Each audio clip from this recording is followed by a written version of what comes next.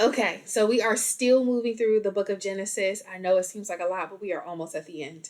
Um, we are in chapter 49, and we're going to cover chapter 49, verses 1 all the way through 33. Um, and chapter 48 is where we left off, and that was where Joseph and his sons, Ephraim and Manasseh, were blessed by Jacob. So Jacob has moved with all of his sons into Egypt. The family is reunited. Several years have passed, and Jacob has neared the end of his life, and he is calling his family to him to have kind of those last conversations. And he blesses Joseph and his sons, and he called the second son, Ephraim, the youngest of the two boys, as he would be over his older brother Manasseh. So that's why we refer to them as Ephraim and Manasseh, even though by birth order it is Manasseh and Ephraim. So in chapter 49, we start off and Jacob. Jacob calls all of his sons together. Remember, Jacob has 12 sons, a host of grandsons and great grandsons. Lots of family has grown and been born to him in the years that have passed. Um, and so he calls his sons to them, and he goes name by name, and he blesses them or provides a prophecy for his sons. Now, when he's speaking to them, God has promised him a legacy. God has promised him the same promise that he gave his father and his grandfather. He promised him, you know, children as numerous as the stars in the sky, as the dust on the earth. Like, they are expected to be a great nation of people, and not just a nation, but nations are going to come from them. So he is speaking not just to his sons, the ones that are present in front of him, but he's speaking to the legacy and the inheritance of those sons. So he's speaking to each son and the legacy that'll come from him, all the descendants that come from that son, because these are going to be individual nations over time. Um, and so in in chapter 49, first book of the Bible, Genesis, chapter 49, in verse 1, he says, "Gather yourselves so that I may tell you what will befall you in the last days." I'm going to tell you how this is going to pan out for you. God has given me a vision, and I'm going to tell you what this vision is. Some things are going to impact you, some things are going to impact the people that come from you, and some things are going to impact the people that come from you because of your actions. So he calls everybody together, and then he goes in order of his sons, but he goes by the order of their mother. So he groups each son with the mother. So he starts off with the oldest and works through all the sons that came from that mother. Then he goes over to the next mom. So he starts off with Reuben. And Reuben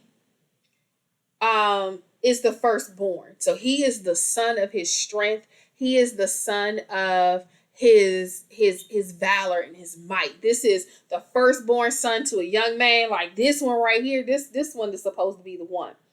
Um, and he says, "You are as unstable as water." He said, "You unstable as water," and I always thought that was weird. But if you think about it, water is the only thing that changes to every form. It is gas when it's vapor. It is ice, so it is a solid. It is water itself, so it's a liquid. Like if you unstable, depending on the temperature, you're gonna be something different. And so he said, "You ain't even have enough decency to leave my wives alone. You not loyal. You're not loyal. You're not worthy." And so, um, he effectively is cursed. In verse 4, it says, "You will not excel. You're not gonna get nothing good out of it because you don't even have the dignity to stand. You don't even have the strength to be consistent and to be firm. So you're not gonna excel. You're gonna keep wishing, washing, and changing. You're gonna be unstable. It ain't gonna work for you." And so that kicked everything off. Like, he didn't even start off with you my son and you the oldest, so you gonna get the promise. You have to remember, Jacob is the second son. So this birthright is not owned by the child who's born first. It is a birthright that is now earned. The blessing is now earned by the child who God has designated as the person who would get it. So it doesn't necessarily go to the firstborn anymore. Reuben was, I hate my brother, but don't kill him. Reuben was going back to the pit to set him free, to send him back home, and realize, like, Reuben had been back and forth a lot of different times. Sometimes he's on the side with his brothers, sometimes he's siding with his father, sometimes he's standing on his own. He was unstable, and so he was cursed for it. Then it was Simeon and Levi. They are paired together, and he said, "You are cruel." They are the ones that orchestrated the whole murder of that entire city because their sister had been defiled. He said, your anger is what caused that. We saw anger when we saw Cain and Abel. When you let your anger control you, when you respond first, when you are focused on get back and you're focused on righting the wrongs and you don't allow space for God to step in, you find yourself in these positions. And this is a position that they were in. And so, first, they were cursed for this anger. Simeon was told that they're not going to inherit the same way. When they get divided, when the land gets divided up, because there is a promise of a return from Egypt. So we talked about in chapter 48 that people were going into Egypt. There would be a period of time that they would stay, and then they would be captives. They would be slaves in Egypt for 400 years, and then they would be brought out. And so there was a promise that they were going to come out, and they were going to come out into this promised land. And he's saying, when the inheritance happens, when all these things come to pass, because of what y'all got going on, this anger that's in you is anger that your children saw. And so your children are going to grow up angry, and they're going to pass this anger on. So because you didn't check yourself, you created a precedent within your people, a precedent within your line. You have passed something on that didn't need to be there. And because of that, you won't inherit the same as your brothers. You will not. You will be divided in the promised land. You're going to be scattered about. So they get a smaller inheritance, but their inheritance that they get has to be shared. So when you see that in later chapters, after they go into the promised land, and Joshua, after the battles are fought for the land of Canaan, their land is stripped from them. So Simeon has to share land with Judah. And then the Levites themselves get no land of their own. They don't have an inheritance at all. And that they would in fact be scattered about. And so the Levites actually become the priest. They are redeemed through service. They become the priest, but they are scattered through every other tribe's inherited land. They have a place in there where they have to work, but they don't own for themselves. So then in verse 8 through 12, we talk about Judah. And Judah is going to be blessed. Judah is told that there are going to be kings that come from them. They're going to inherit. They're going to be wealthy. They're going to have wisdom. They're going to have riches. They're going to have, when they talk about milk and wine, that's a sign of happiness, of plenty, of wealth. And they're going to have all of that. And that Judah is going to be a line that kings come from. And so we see kings come from different, throughout the lineage. We see kings come from different places, but King David is a man after God's own heart. He is a king that was referenced over and over and over again as a forerunner, not necessarily a forerunner, but a forefather of Christ. And Christ, who is our redeeming savior, Christ, who is the King of the Jews, as they refer to him, came through the tribe of Judah. So this was a prophecy for the success of this tribe, this son and his family.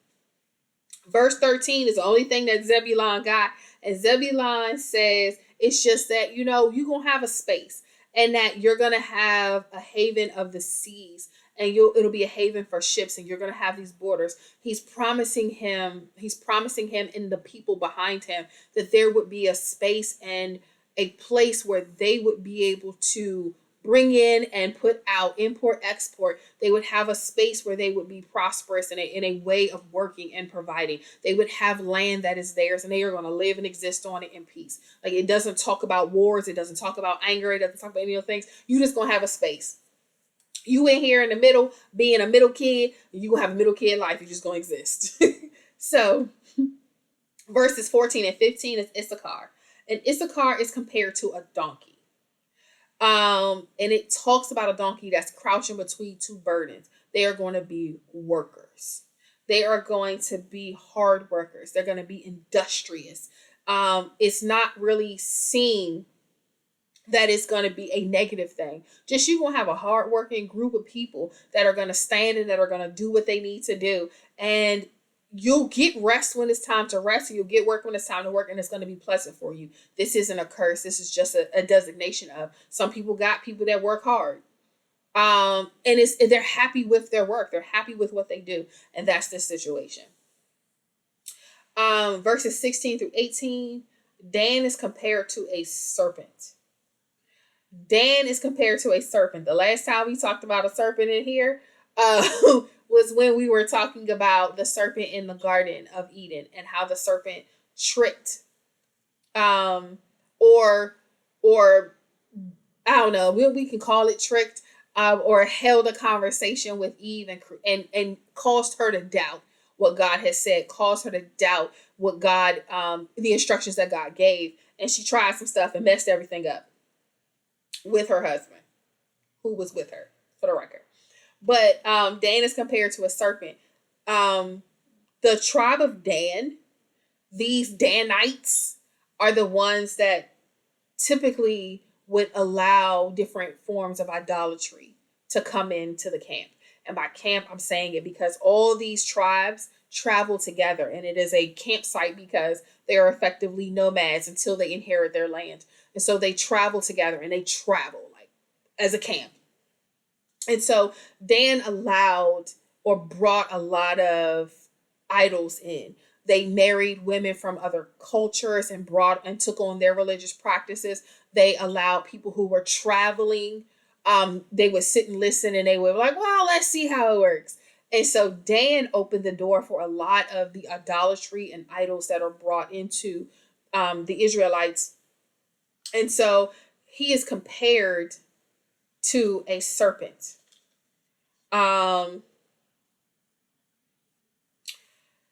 Gad is verses 19 and 20. And it says that he would be attacked, that you're going to be overcome, but you're going to come back.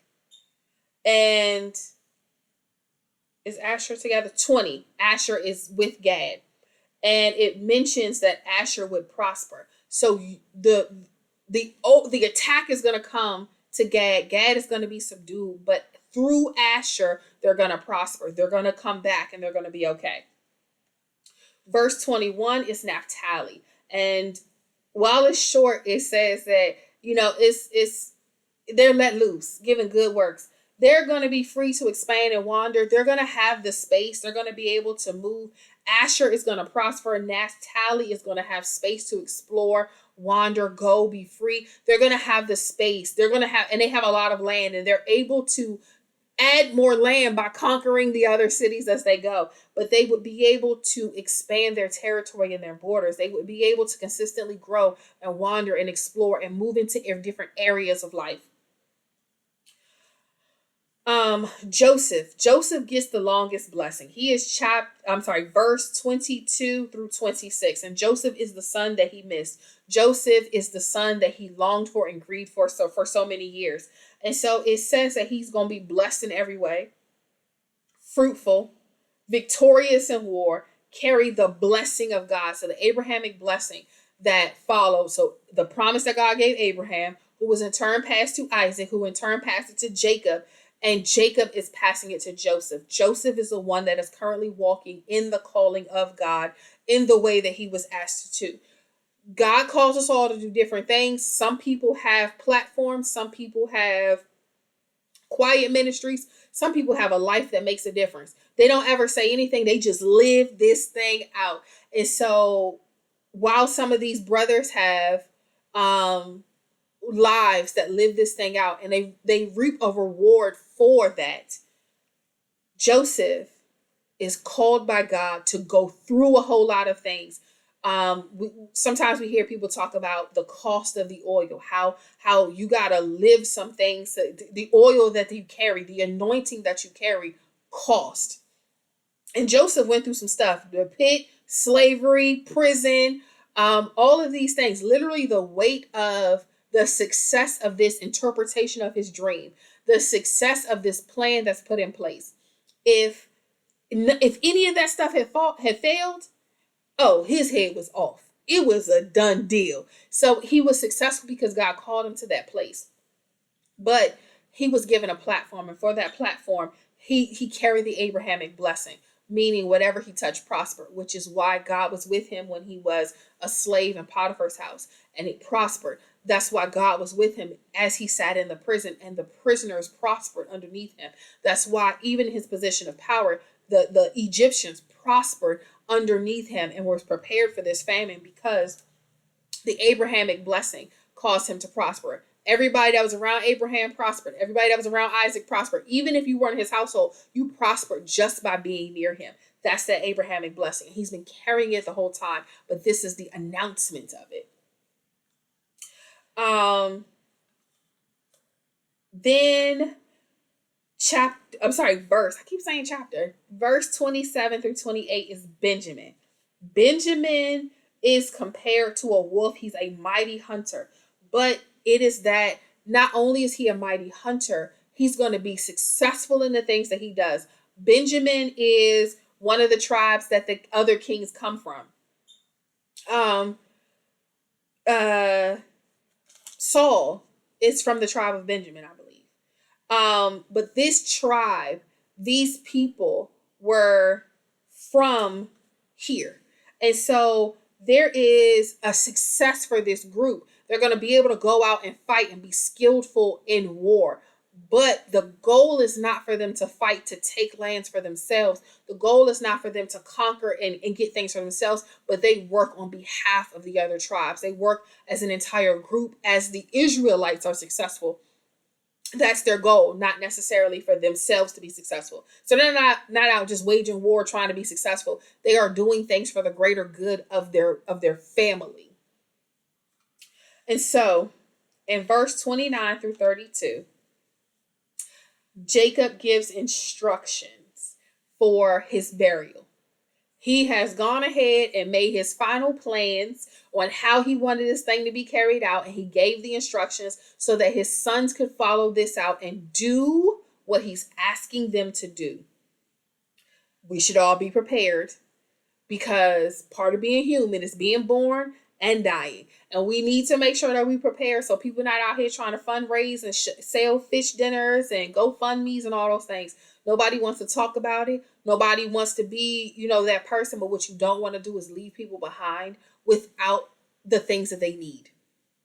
So make a plan. Share it with somebody close to you and move on as though it never happened. But he here tells them what they want. He was like, hey, I'm old. I know it's coming. I'm ready for it. Here's how I want you to carry out my final plans. And he says that he wants to be buried with Leah. He is buried with Abraham, Sarah, Isaac, and Rebekah. So his grandfather and grandmother, his father and mother are all buried in that same field that Abraham purchased for Sarah to bury her. That same is a field that has that cave at the end. They're all entombed there. And so he said, bury me with my fathers. But what is important is Rachel is the wife that he loved. Rachel also died as they were traveling and was buried in a nice space where she is remembered. The tomb of Rachel is something that's remembered and mentioned. It is a landmark in this time. But Leah is his first wife. Leah is the wife who had given him the most sons. She is the wife of privilege, of prestige, of notability. I'm going to use that. She's the wife that's notable because of what she provided to him. And so she is the wife who he is buried with. She did not receive his love. She received a lot of affection because they got babies. She received some of his time, but she didn't receive his love on earth. But in death, she was honored because God honored her. God honored her life by giving her the children so that she would have the position that she needed to have in life. He gave her happiness with these children. She was an amazing mom who loved her boys and did what she could for them and parented them to the best of her abilities. I'm saying she's amazing because she found joy in her children and began to worship God for giving them to her. Rather than continuing to call out to her husband to love her, she was like, God, you love me and I'm going to love you back. But God honored her in that she was buried alongside of the wives that were with the men the entire time as they carried these Abrahamic blessings. She received the burial and position of honor as his wife, as she should have been noted in life. She was given that in death. And he gave her that because she was buried there before he was. So he made sure that she had that position. So in verse 33 is where we say goodbye to Jacob. It says that after he had finished commanding his sons, he gathered his feet up in the bed, meaning he's sitting on the side of the bed telling everybody what he wants. Because, he was clear about it. He was clear about his presence of mind. He was clear about what was going on. He said what he needed to say. He got it all out. He gave them the word. And then it says that he yielded up the ghost and was gathered unto his people. Meaning he has now crossed over and transitioned from this life to everlasting life. And we have said goodbye to Jacob. So I'm going to do a quick recap.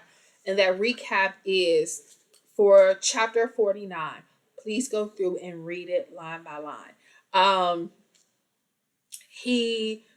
Jacob calls all of his sons to him. He has blessed Joseph with kind of a courtesy blessing, and blessed his sons and named them in chapter 48. And then in chapter 49, he calls all of his sons, the 12 of them, to him, and he gives them each a blessing. We say blessing, but what he says is that he's foretelling them what's coming. And so he speaks over the legacy that's coming from these sons. Some are good. Some people are going to be prosperous. Some people are not. We see, so it starts off with Reuben. Reuben is called unstable as water, and he is cursed for sleeping with one of the wives. Ephraim, who was the youngest of Joseph's sons, is actually elevated to his spot. So the youngest of Joseph's sons takes the position of oldest of Joseph's sons, and then takes the position of oldest of Jacob's sons because Jacob adopts him. Joseph is a slave, and so his sons are born Egyptian, and so they are adopted back into the faith, which is why we have a tribe of Manasseh and a tribe of Ephraim. And Ephraim takes the spot of Reuben effectively. Simeon and Levi, they are cursed because of their anger where they cut off that entire city. Jacob said, not so. You're not going to get none of this. You don't get the benefit of this. And because of that, your inheritance is going to be small, and you won't reap what everybody else does because you could have messed this thing up real bad for everybody. And so Simeon actually shares land with Judah. Judah is a bigger tribe, takes up more space. Simeon's tribe is kind of cramped in that space and fades into the other one. The Levites actually are redeemed through service and become the priest, as we see in later chapters. But they are scattered throughout Israel because instead of them having inheritance in a land, they are put into service as priests. But that means that they have to be wherever the other Israelites are. So they are scattered about without one kind of inherited meeting space for them as a tribe. Judah's going to be blessed, and he promised that kings would come through them and that there would be fortune, there would be riches, there would be wealth, there would be plenty. Zebulon, was just going to be, instead of haven for ships, it would have coastal borders. So this was kind of a place of peace, a place of means, a place of ability to import, export, and to grow. This was a city, or this tribe would be foundational. This tribe will also um, be able to provide and support itself. There would be a means for this tribe. Issachar is compared to a donkey, and it just in that they're going to work hard. They are hardworking people. Not that there's anything bad. Not that they're going to have a whole bunch of trouble. It's going to be all my life I had not that type of situation, but that they would be hardworking, industrious people, and they would have space for that. Dan is compared to a serpent. Whenever you see somebody compared to a serpent in here, this serpent, leads in some other things. And so they lead the Israelites into idolatry. He's identifying that you're going to be the weak spot. You're the weakest link in this situation. Gad would be attacked, but they're going to overcome.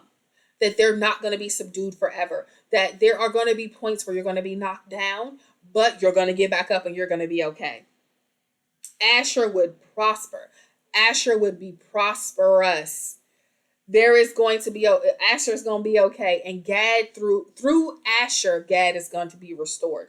Naphtali would be free to expand and wander. They would have open borders. They can add more land. They have the ability to travel and do those things.